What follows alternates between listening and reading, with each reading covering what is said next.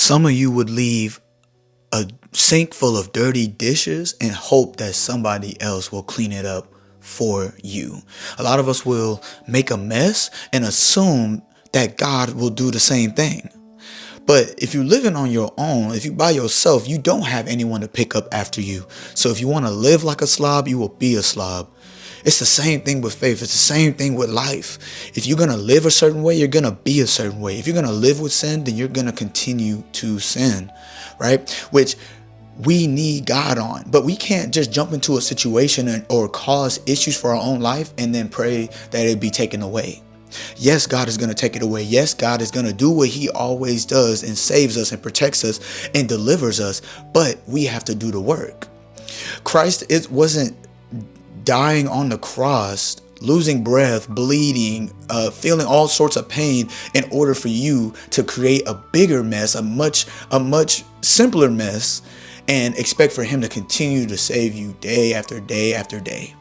We have to see that God wants us to be better. He wants us to be cleaned up. He wants us to be nice and new. But if we continue to live like lazy people, if we continue to be undisciplined, if we continue to not have integrity, if we continue to disgrace his name each and every day, where do you think that's going to get you? It's going to get you in a place where you're living with dirty dishes, trash everywhere, bad roommates, you know what I'm saying? Whatever the case may be. But just for the analogy to make sense, we're saying it as if you're going to live with a dirty sink, that's a representation of a life that you know that you're not doing the best that you can. You know that you are going against what you really want to work towards, and you continue to do it. You continue to stockpile dish after dish after dish, expecting that God is going to come right behind you and clean it up. But what God is going to do is actually better. He's going to take you and help you clean it up, show you the right amount of water to add to it, show you the right dish soap to add to it, show you the sponge to add to it, clean those same dishes that you added onto there, protect you from those same situations, save you from the same situation that you put yourself in, and then make it better. Put it away, categorize it, wipe it clean, and then use it again. What we got to stop doing is thinking that we are going to go chance after chance, opportunity after opportunity, and waste them each and every day.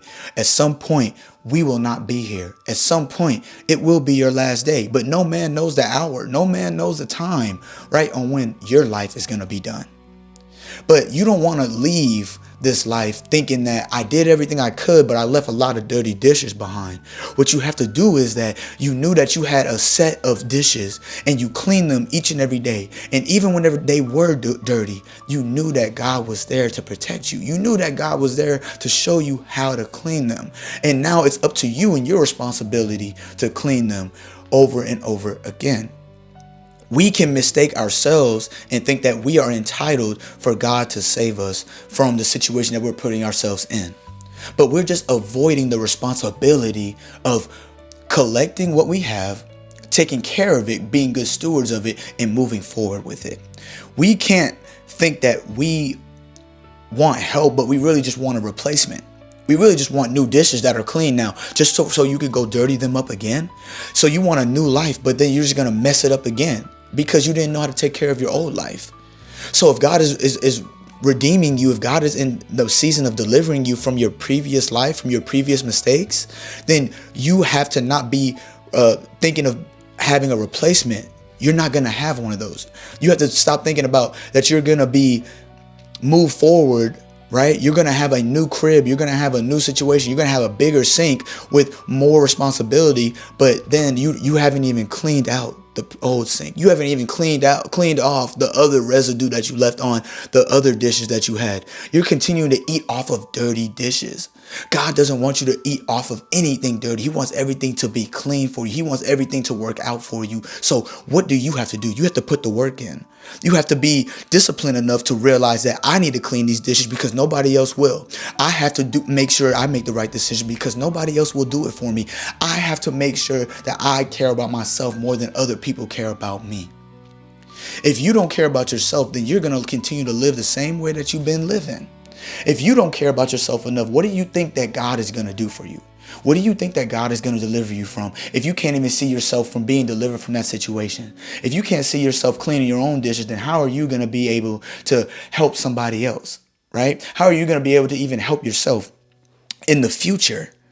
Some of you are calling it faith, though. You're calling it faith whenever you are being rescued out of a situation that you're saying that you put yourself in. You're calling it faith whenever you are sinning again and again and again over the same sin that you know that you're making a decision off of. And you're calling it faith whenever God rescues you out of the situation that could either end your life, that could put you in a worse situation or anything like that. But we are calling it faith. When Christ is standing right next to you and saying, do you know what we need to do? We just need to pick this back up where we left off. Let's go back to the sink. Let's go back to the dirty dishes. Let's go back to the memories. Let's go back to your past and clean it all up. Because what you're not going to do is live within a dirty sanctuary. You're not going to live within a dirty soul, a dirty spirit. You have to clean that spirit. You have to wipe it clean. You have to renew it each and every day. You have to receive that grace, receive that mercy. But if you're not receiving anything to better yourself, to clean your soul, then all you're doing is making it dirty. All you're doing is consuming things that's not going to better you. All you're doing is just building on top of dirty dishes. Don't look for God to be a cleanup crew. Don't look to God to be a maid. Look for God to be a helper. Look to God to be someone that's going to show you, that's going to deliver you, that's going to be a director. And you're just the actor. You're just the actress. But God is the director of your movie. And if you listen to the director, then the final piece will become a masterpiece. The ending will always be what it's supposed to be. But if you are always arguing, if you're always going against the director, if you never want to follow suit, then your movie will never be finished. Your movie will never be the best that it could have been. And it's all because if you just stop avoiding and stop thinking that faith is avoidance, but actually faith is responsibility, faith is discipline, faith is patience, faith is hard work. If you see what that is, then you'll realize that the dirty dishes can actually be cleaned by your hands. The dirty dishes can be renewed by your hands with Christ's help, with God's help. But first, you have to see that dirty dishes is something that you must clean and nobody else.